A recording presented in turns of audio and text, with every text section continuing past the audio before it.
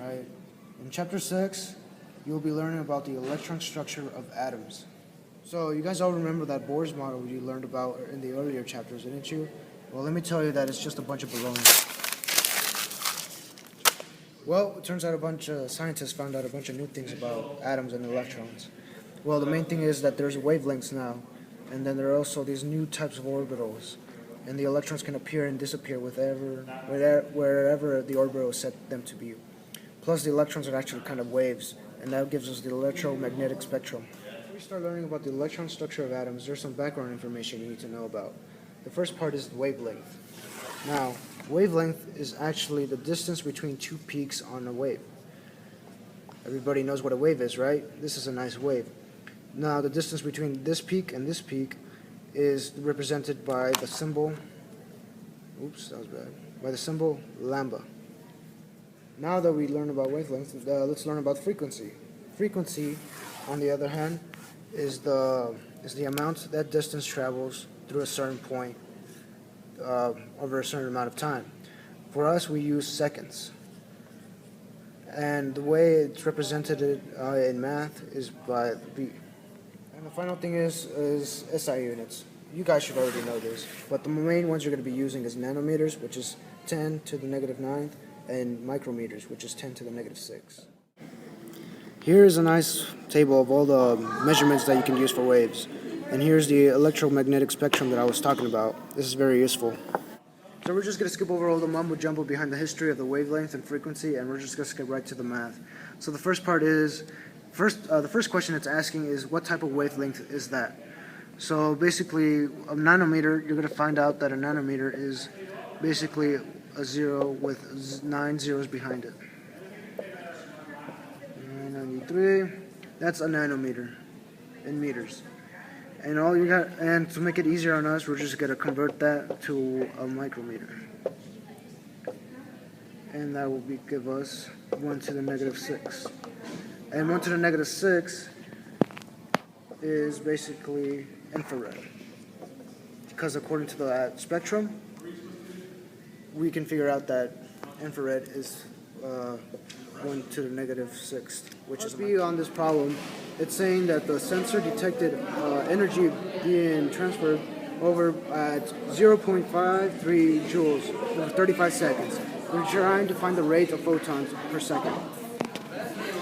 So first off, we got to convert 939 nanometers into meters. And the way we do that is basically just use your simple conversions. That would be 9.93 to the negative 7th power. And that would be in meters. Remember, that's important. Now the next step would be to change this wavelength into a frequency. And we do that by using the speed of light and dividing the wavelength by it.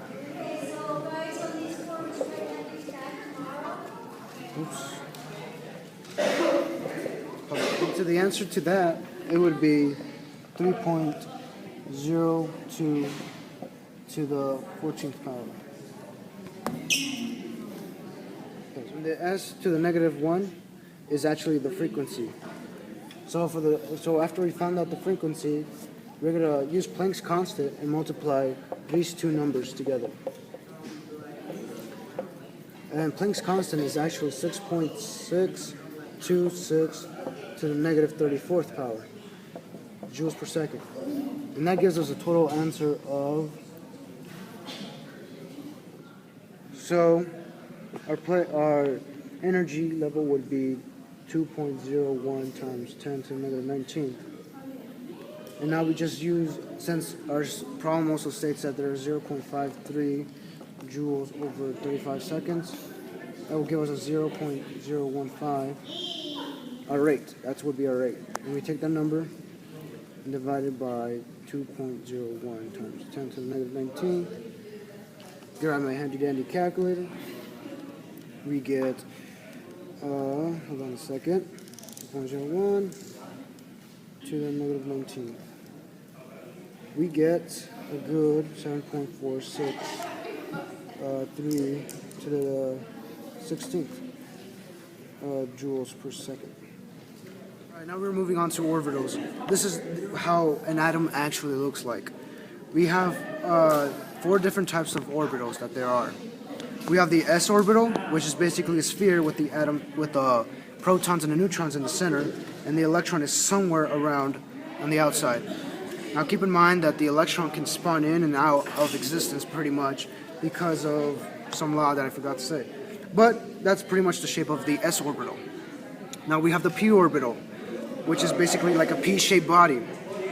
The protons and the neutrons are still in the middle, with the electrons having a more chance of existence around the outside in a p-shaped form. There's three orientations the p orbital can become in: pz, px, and py. Final orbital, we have the d orbital. We have 5 of them. We got the dyz, dxy, dx squared through xy squared, and dz squared. Oh, and another important thing. This is the electron configuration of all the elements set out on top of each element. This is important because you can determine the charge of that element, and that determines what element the other element bonds to. But other than that, that's pretty much all there is to the structure of an atom.